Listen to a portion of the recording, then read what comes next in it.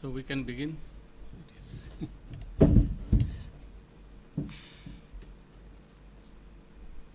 So now first we will talk about transition from Dingnaga to Dharmakirti and then focus on Dharmakirti, his theory of inference.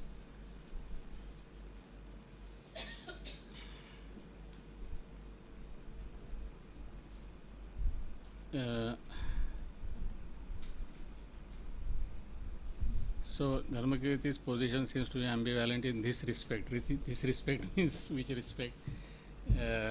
We were talking about this triple character of Hetu that Dharmakirti talked about, and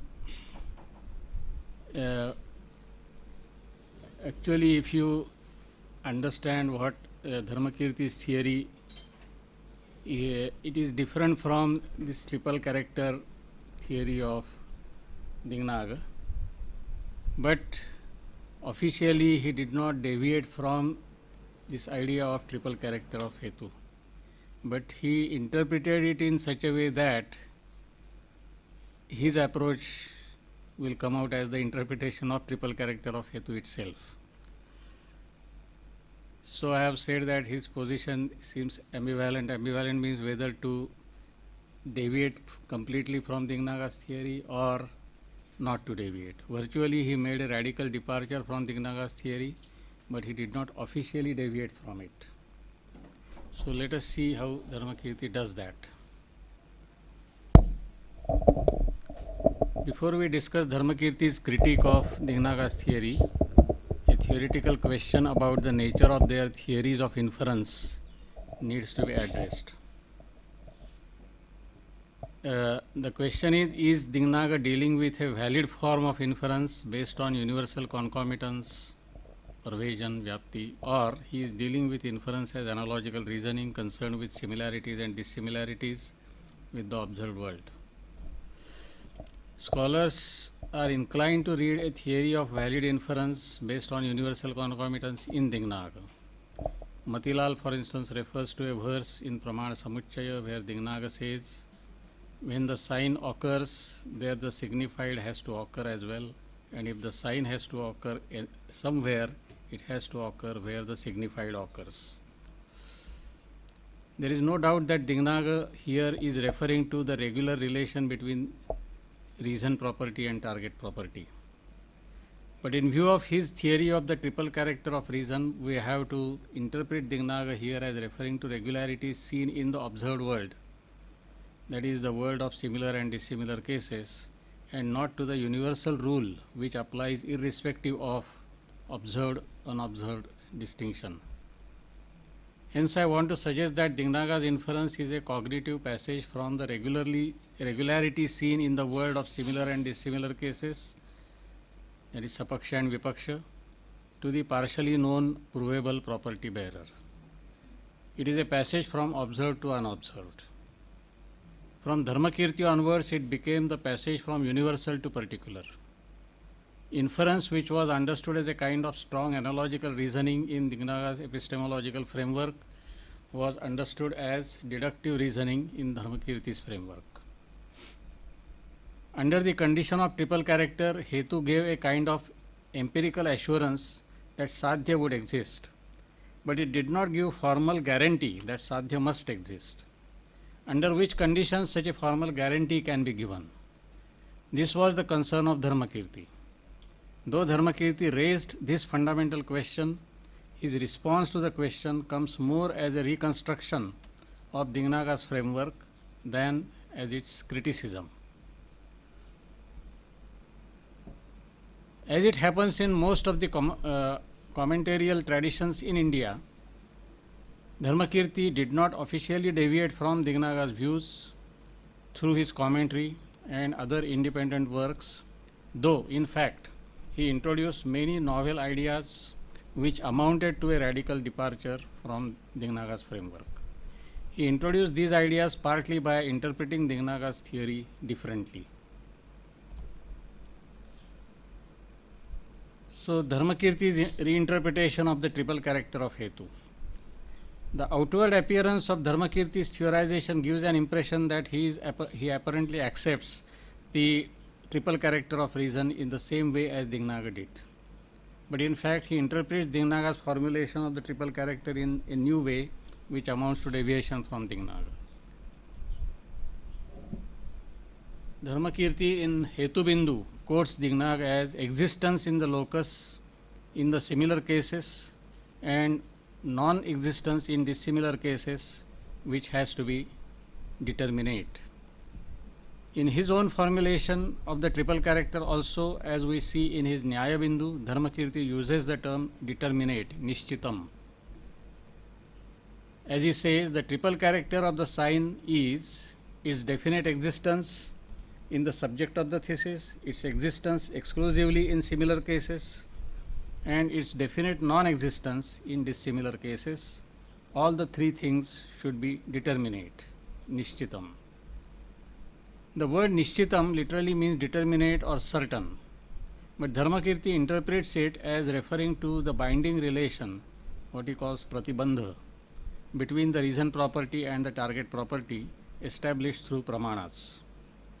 While explaining the significance of the term nishchitam, Dharmakirti in Hetubindu says, we have used the word nishchitam in order to remove the doubt by indicating that existence in similar cases and non-existence in dissimilar cases are established by the pramana, which establishes the binding relation, pratibandha, between the reason property and the target property. Hence, although Dignaga by the use of the term nishchitam might have simply implied that the triple character should be certain and not doubtful, Dharmakirti interpreted it as indicating a binding relation. Binding relation or necessary relation is the notion central to Dharmakirti's theory of inference, which according to his reconstruction of the theory is even at the basis of triple character of the reason. By the central status given to the notion of binding relation, Dharmakirti implied that the existence of reason property in similar cases should amount to the necessary relation of the form. If reason property is there, the target property must be there. Similarly, non-existence of the reason property in dissimilar cases should not be just contingent non-existence, but it should refer to impossibility of the deviation. That is, in dissimilar cases, that is where sadhya does not exist, it is impossible for hetu to exist. That is the that becomes the meaning of non-existence in dissimilar cases now. The word nishchitam literally means determinate or certain. Existence in similar cases and non-existence in dissimilar cases in Dharmakirti's framework in this way indicated two aspects of one necessary relation. One aspect is positive concomitance, that is anvaya vyapti. If reason property exists, the target property must exist. And negative concomitance, vyatireka vyapti, reason property cannot exist in the absence of the target property. In this way, the second and the third character of reason got clubbed into one. The triple character then got reduced to the two characters. Existence of reason property in the provable property bearer, this is one, and universal concomitance with its both the aspects, positive aspect and negative aspect. That is, we will come to that. That is, this positive aspect, existence in similar cases was interpreted as positive concomitance. Non-existence in dissimilar cases was interpreted as negative concomitance, and now this positive concomitance and negative concomitance imply each other. This move of Dharmakirti had many other implications. Dignaga's triple character model was the model of strong analogical reasoning. Dharmakirti replaced it by the model of sound deductive reasoning based on universal relation of pervasion. Though in Dignaga the relation of concomitance was accepted in some form, it was restricted to observed similar and dissimilar instances. For Dharmakirti, the relation should be pervasive enough to include all cases, observed and unobserved. The basis of this universality, according to Dharmakirti, was not inductive generalization based on observation and non-observation, but some kind of necessary relation. In order to ensure a necessary relation, Dharmakirti introduces the notion of essential dependence, that is Swabhava Pratibandha, which means that the reason property depends on the target property in such a way that former cannot exist without the latter. This is possible according to Dharmakirti in either of the two conditions. The condition of essential identity, that is Tadatmya. Suppose the two properties, that is reason property and target property, are two aspects of one and the same thing, such that one cannot exist without the other, then the relation will be called Tadatmya. Take for example banyan, which is a species of a tree. We can say that a banyan cannot be what it is without being a tree. Here the pervasion relation is that of class inclusion. The word used in Dharmakirti's theory is Shimshapa. The name of the tree is Shimshapa. Here I am changing it as banyan because I don't find the synonym of Shimshapa. The condition of causality, Tadutpatti, an effect depends on its cause in such a way that the effect cannot be there without its cause. For example, smoke cannot be there without fire. So what Dharmakirti did is that he so to say tightened this idea of necessary relation, that if it is between two different objects, then you can express this necessary relation only in the case only in the form of causation. There cannot be any other type of dependence relation between two different objects except causation. This is whereas if you talk about one and the same object, there is two aspects of one and the same object, then the relation between those two aspects will be that of identity. Of course, that identity is primarily partial identity. It need not be complete identity.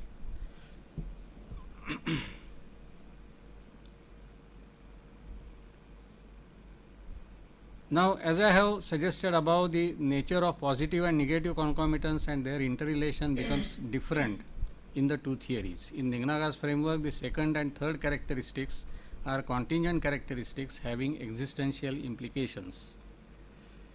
The second characteristic implies, that is existence in similar cases, implies that there are similar cases and the reason property exists in it. Similarity in the third characteristic implies that similarly, the third characteristic implies that there are dissimilar cases and the reason property is non-existent in them. In exceptional cases, Dignaga allowed that dissimilar cases may be non-existent, but he had to make a special provision for that.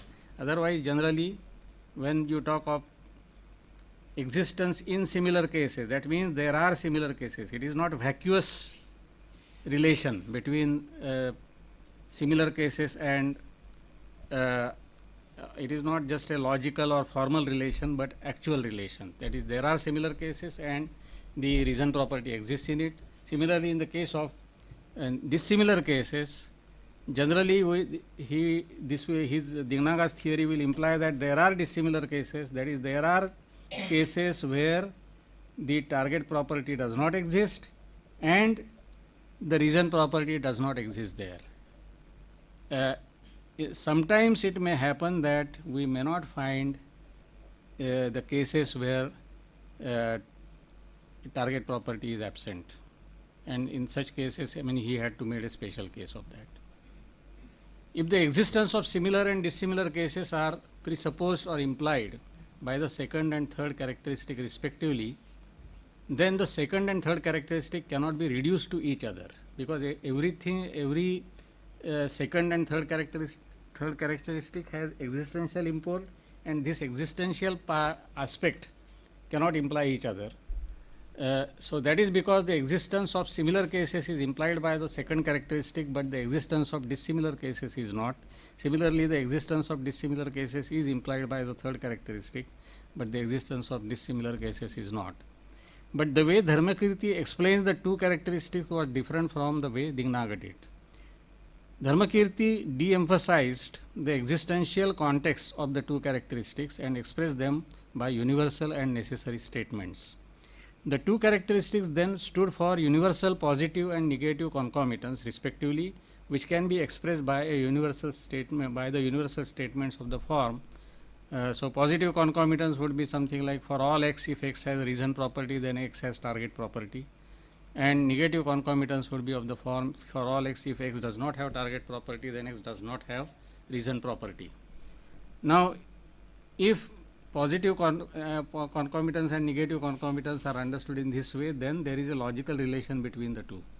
That is, logically, from positive concomitants you can derive negative concomitants, and from negative concomitants you can derive positive concomitants by using the rule of transposition, and Dharmakirti was aware of that. So it is obvious that the above two statements entail each other by the rule of transposition. The nature of inference for others, according to Dingnag, we have seen this. Second important point of difference which follows from the difference between the two frameworks is that the nature of inference for others becomes different according to Dingnag and Dharmakirti. For Dingnag, inference for others, which is also called proof, sadhana, has three elements, namely thesis, reason and instance. The structure of the structure of a sound inference for others should be accordingly as follows: thesis, world is impermanent; reason, because it is a product; instance. Now in this instance part there will be statement of similarity as well as statement of dissimilarity. Anything other than word, because sapaksha, that is similar cases, are always outside the provable property bearer. So anything other than word which is a product is impermanent, for example a pot. And statement of dissimilarity, that is vyatireka, is anything other than word which is not impermanent is not a product, for example sky. The nature of Pararthanumana according to Dharmakirti. Dharmakirti did not accept the above structure of three limbs of a proof.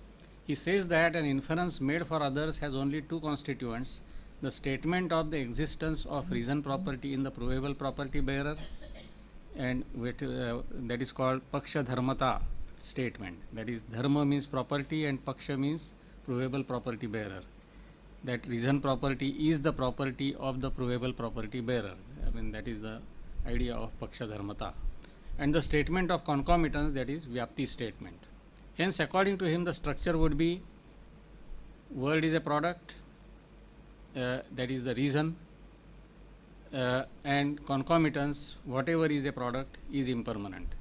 Now here generally Dingnaga would start with what is the thesis, that is sound is impermanent, whereas in Dharmakirti's framework even the statement of the thesis is not required, so I have put it into bracket for our understanding. So sound is impermanent because world is a product, whatever is a product is impermanent, and or, I mean not and but or, whatever is not impermanent is not a product. So any of the two statements is sufficient. It is not required to state both, that is positive concomitance as well as negative concomitance. Is the thesis entailed by the premises? We have seen that though in Dingnaga's framework of inference for others, instance covers invariable concomitants, the latter is limited to similar and dissimilar cases, and the subject of the thesis is kept outside the domain of the concomitants. Hence, the thesis is not entailed by the premises. In Dharmakirti's framework of the inference for others, the invariable concomitance is universal, and hence it covers the subject of the thesis as well. Hence, the thesis is entailed by the premises. Therefore, Dharmakirti claims that only two steps are sufficient. The thesis need not be stated because it is entailed by the two premises which state reason and pervasion. As against this, thesis is an important part of the inference for others in Dingnaga's framework. Is the statement of instance required? Say, like the kitchen, unlike lake, and so on and so forth. So in the case of positive concomitants, generally positive instance is stated. In the case of negative concomitants, negative instance is stated. And this was the view of Nyaya, and Dignaga's view also was like that, that the statement of instance is necessary in order to substantiate the statement of existence in similar cases or non-existence in dissimilar cases. In Dignaga's framework of inference for others, just as both positive and negative concomitants need to be stated, each of them needs to be accompanied by an instantiation. That is because both the statements of concomitants have existential import. As against this, Dharmakirti categorically states that separate mention of example as an element of inference for others is redundant. In this way, we can see that both Dignaga and Dharmakirti accept the model of two and only two pramanas.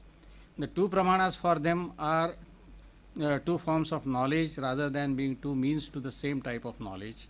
But we also see fundamental development in understanding the two forms of knowledge when we pass from Dignaga to Dharmakirti.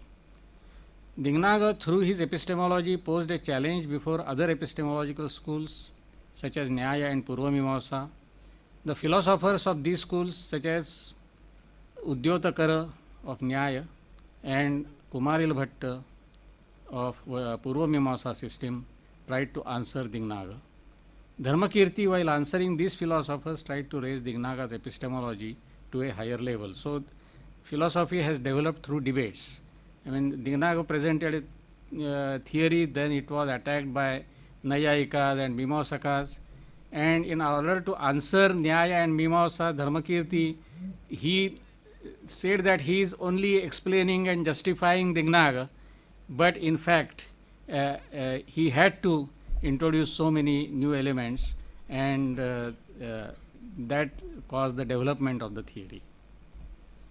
Dharmakirti, as a result, presented stronger conceptions of perception and inference than those of Dignaga. These conceptions posed a challenge before later epistemologies of different schools. We will not go into that, because again, after Dharmakirti, what Nayayikas did, and they had to incorporate many elements from Dharmakirti, particularly this notion of invariable concomitance, which is universal. This idea Nayayikas had to accept after Dharmakirti. Before Dharmakirti, they were not serious about that. After Dharmakirti, they became serious about that, and also the question how we can know this universal concomitance, that also became important after Dharmakirti. Dharmakirti, as a result, presented stronger these conceptions posed a challenge before later epistemologies of different schools.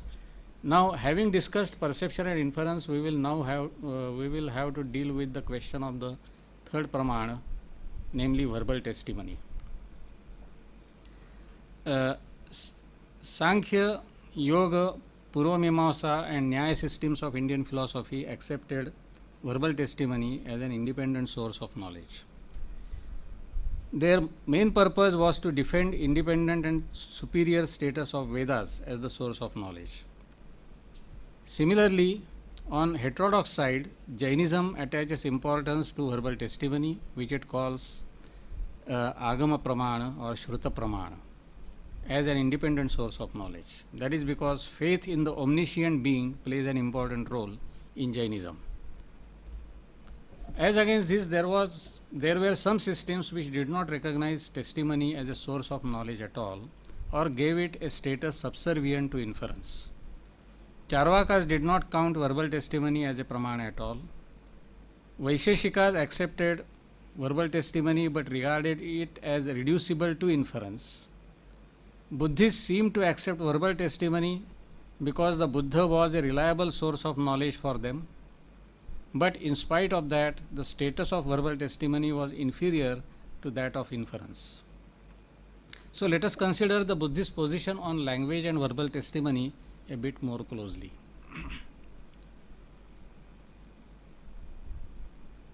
Here we will be concerned with the approach of Dignaga and Dharmakirti mainly on two issues. Since, according to Buddhists, there is a gap between reality and language, rather than an intrinsic relation, how can it become possible to talk about reality, to describe reality by using language? That is the relation between language and reality. This is an important issue. The second issue is, in what sense and to what extent can we say that Dignaga and Dharmakirti accepted verbal testimony? How can language reach reality? This is one issue. For Nayayikas, as we have seen in the first lecture, the components of language denote the components of reality. This was not acceptable to Dignaga and Dharmakirti. For them, the reality consists of unique particulars, whereas the words, that is the components of language, refer to universals. But universals are not real, they are mental constructs. So here, Dignaga and Dharmakirti liken language with inference. So in the case of inference, through inference, as we saw, what we know is a universal, and inference can lead us to the particular, and because of that capacity, through perception, of course, ultimately you can know a particular only through perception and not through inference. But inference can lead us to the particular indirectly, and therefore inference is also regarded as pramana.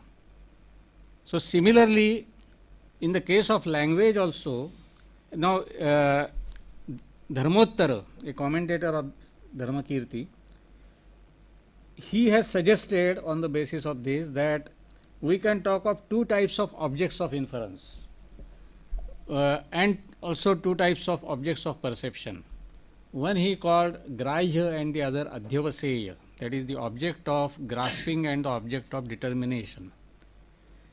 That is direct object and indirect object, something like that. That is, through perception, what we directly grasp is a particular, but after grasping it, we determine it in terms of a universal. So the direct object, that is object of grasping, is a particular in the case of perception, and the object of determination is universal. In the case of inference, it is the other way around.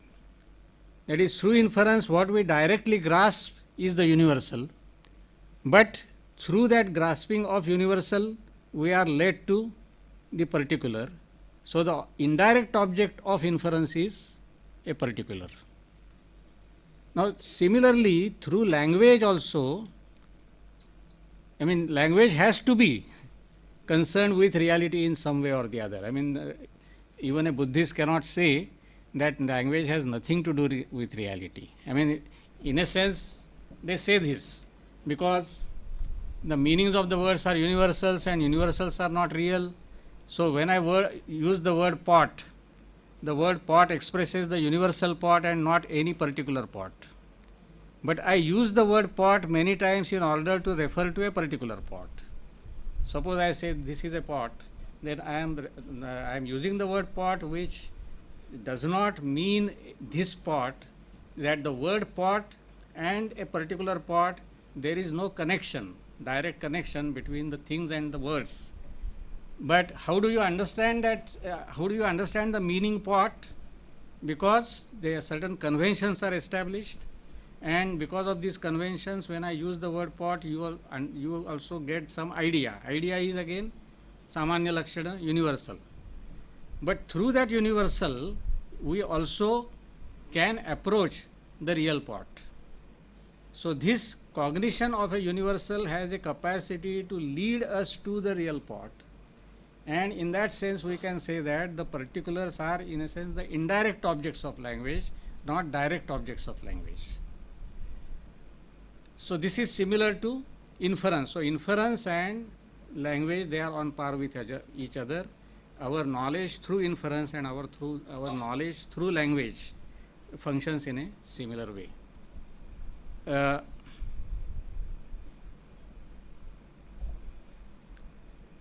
So that is what I am saying, I think. Now inference is supposed to have two kinds of objects, the object of grasping and the object of determination. adhyavaseya. They can roughly be called direct object and indirect object respectively. For instance, the inference of fire from smoke has universal fire as its direct object, but since through it the inference tries to reach the particular fire can be called the indirect object of the inference. If we grant that, like inference, language too can have two types of objects, direct and indirect, then this will lead, I suggest, to something like a two-meaning theory, comparable to sense-reference dichotomy of Frege. That is, the direct, when a word or a linguistic expression is uttered, what we directly grasp is the sense, and through that sense, what we reach is the reference. So this will suggest that a meaning has universal as its direct object and particular as its indirect object. A question can be raised now as to what kind of indirect relation a word can have with a particular. In what way can a word be about an object? So the word part and the thing part, can there be any relation at all, and what kind of relation it can be? Dignaga Dharmakirti answer seems to be that though a word cannot relate itself with a real object in a positive way, it relates itself with the object in a negative way. Negative way means through exclusion. When I use the word pot cannot directly refer to the pot, but somehow indirectly I approximate a particular pot by excluding what is not a pot. So the word pot can be about the thing pot only by excluding non-pot. That is what Dignaga Dharmakirti and others understand the relation between word and the so-called referential meaning. And this is where the doctrine of exclusion becomes relevant, apoha. Accordingly, the word cow can be about the object cow, not directly but only through exclusion of what is not cow. This leads to what is popularly called the exclusion theory of word meaning. It is a controversial theory, and there are so many articles and books on this particular theory. It is of course criticized by non-Buddhists, because in my writings I have tried to suggest that actually when Buddhists say that talk about apoha or exclusion, they are not saying that apoha is the meaning of a word, but they are only saying that apoha is a function of a word. So otherwise, if you say that apoha, exclusion, is the meaning of a word, then there are likely to be certain paradoxes. Anyway, I will not talk about it more. Now, similarly, when a speaker says something, the sentence does not refer to any outside fact there. So, just as we can talk of word meaning, there similarly sentence meaning.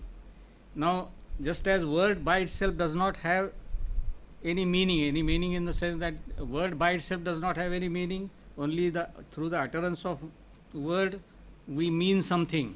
Now, we mean something means it has a sense. Sense means some idea, some universal. Now, when I utter a sentence, similarly, generally we may say that sentence, true sentence refers to a fact, and false sentence either does not refer to a fact or it refers to something, a non-fact, or if at all it has to be a reference.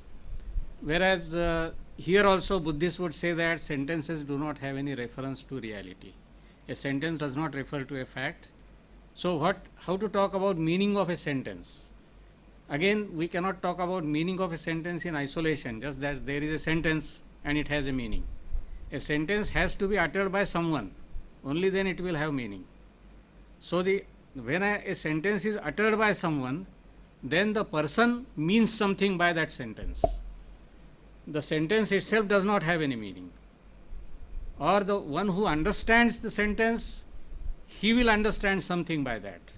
So only in the actual communication situation sentences can have meaning.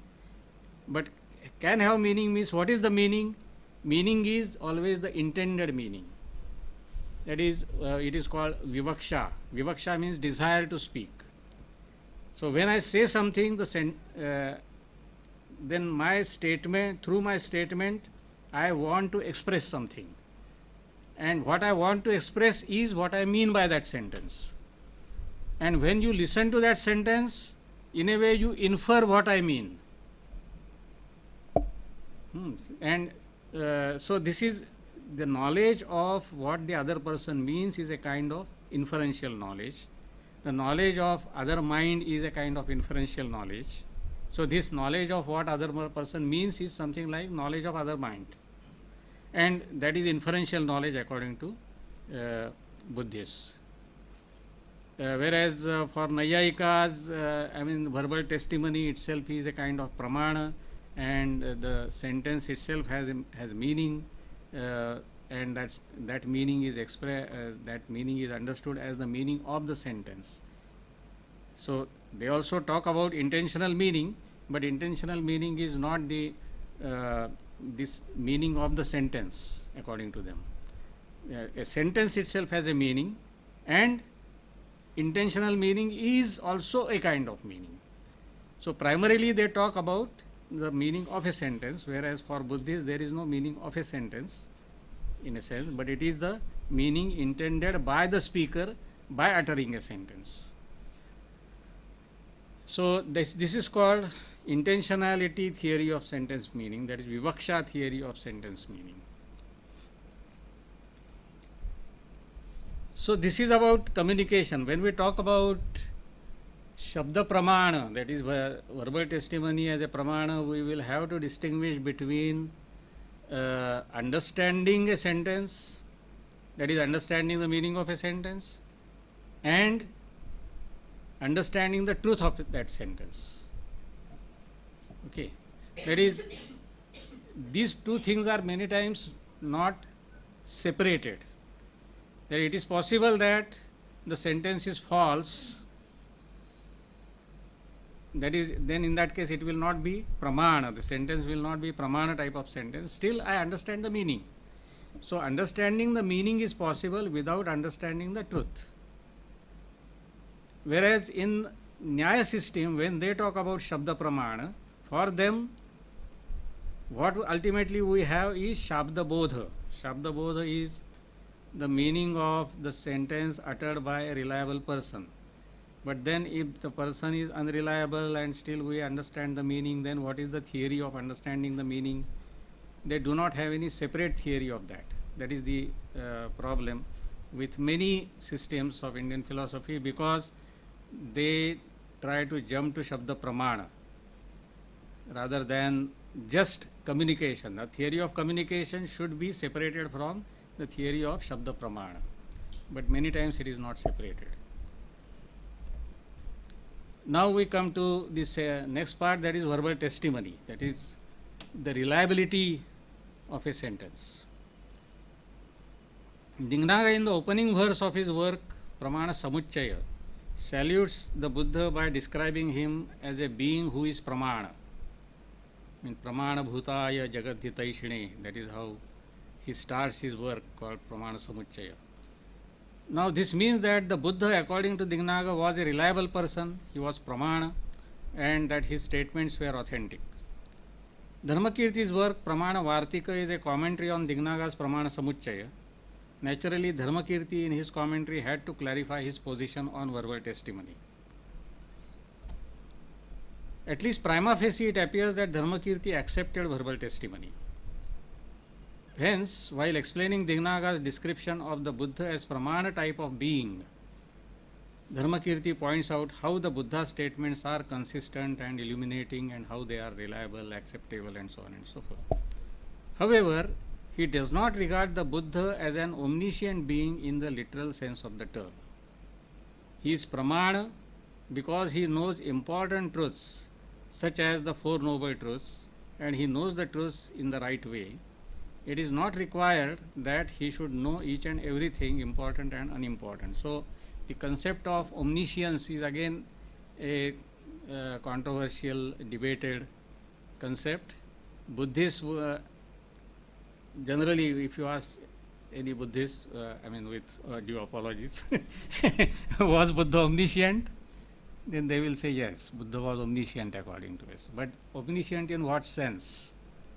And there are different conceptions of omniscience in Buddhist literature itself. So, when it comes to Dharmakirti says that we should not regard Buddha as omniscient in the true strict sense of the term. That is, he knows, omniscient means he knows everything. Like theists would say that God knows everything. Similarly, okay. Similarly, when Buddhists say that Buddha was omniscient, they mean the same thing, that Buddha knew each and everything. Similarly, when Jainas say that Lord Mahavira was omniscient, they also say that Lord Mahavira was omniscient. What do they mean by omniscience? All these issues are there. So, for Dharmakirti, Buddha was omniscient in the sense that he knew what is important for a happy life. Everything that is important for leading a happy life, for getting rid of suffering, that he knew. But you should not expect from him that he should know each and every important or unimportant thing.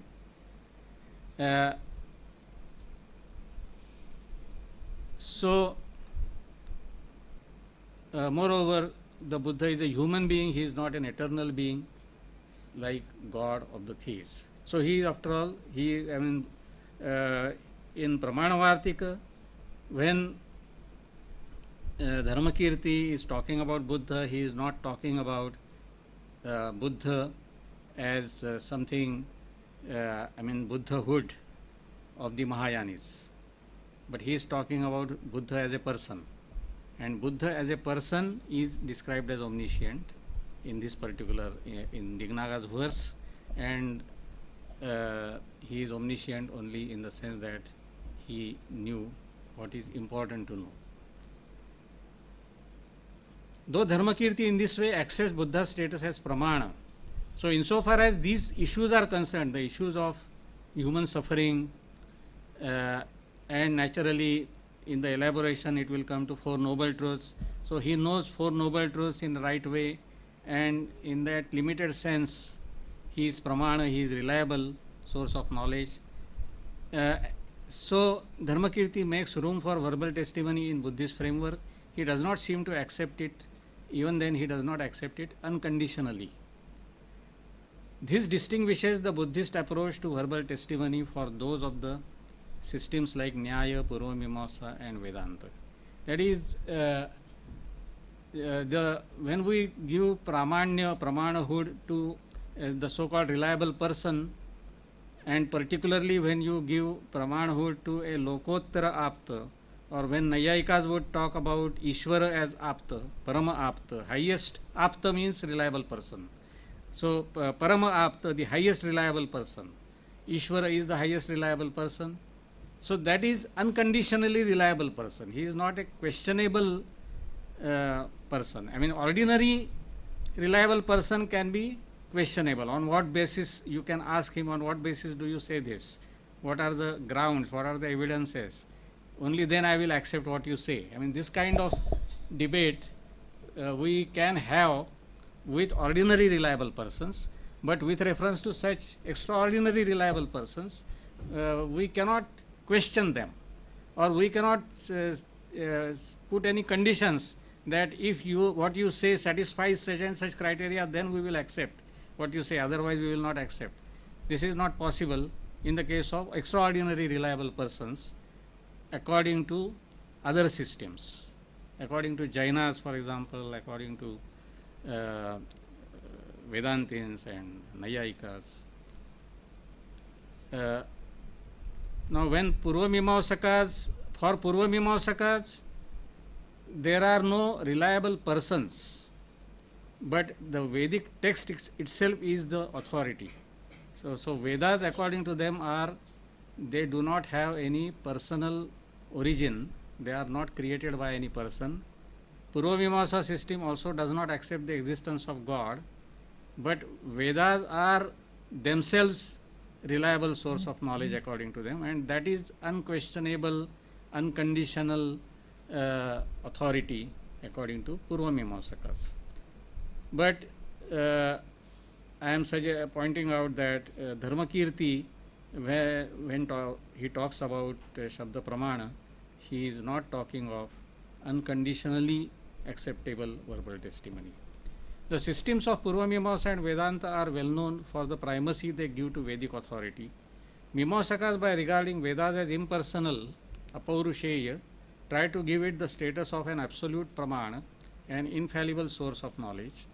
The main purpose for accepting Vedic authority in this absolute form is to defend the body of moral and ritualistic injunctions given in the Vedas. Vedanta is primarily concerned with consistent interpretation and justification of the metaphysical statements in the Upanishads. Reasoning has to be employed in the service of the Upanishadic authority. So when the question comes about the relation between inference and verbal testimony, particularly with reference to such extraordinary verbal testimony, these systems say that reason is not supposed to be used for questioning these authorities, but for supporting these authorities. Nyaya is the system which gives central importance to inference as the means to knowledge, but it prescribes inference which is not contradicted by perception and verbal testimony. This implies that in Nyaya, reason has to operate within the limits of experience as well as faith. In this way, verbal testimony in these systems assumes the status of unconditional and absolute pramana, and it supersedes inference or reasoning. Dharmakirti is opposed to such an unconditional and absolute authority of verbal testimony. He holds that absolutely trans-empirical objects cannot be the objects of any pramana. He calls that statement as authoritative text, that is agama, which is made by the one who speaks in accordance with pramanas. Naturally, the statement about something absolutely trans-empirical, even if it is made by the so-called reliable person, is not pramana according to him.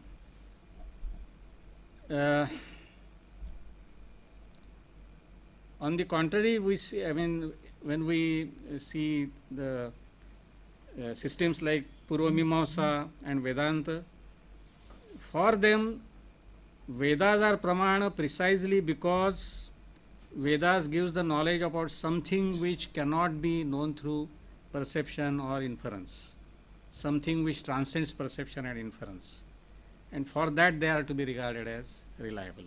Whereas here even the so-called reliable person, he has to say something which can be tested, not something which is beyond empirical verification. Dharmakirti says that statements made by a reliable person are not acceptable by themselves. They are acceptable because and insofar as they are not inconsistent with experience and reasoning. It is interesting to see here that whereas other advocates of verbal testimony expect that reasoning should not contradict but should support verbal testimony, Dharmakirti insisted that the verbal testimony should not contradict with experience and reasoning. This implies that though Dharmakirti is ready to accept verbal testimony and also regard Buddha as an authority, he wants to keep the verbal testimony constantly under the control of perception and inference. He is not ready to give it the status of absolute and unconditional authority. This approach of Dharmakirti is in tune with the Buddha's approach to authority as recorded in early Buddhist literature such as Kalama Sutta, where the Buddha advises the Kalamas not to accept a view on the grounds that it is stated by a great teacher, but to examine it on the basis of their own experience and then accept or reject it. Thank you.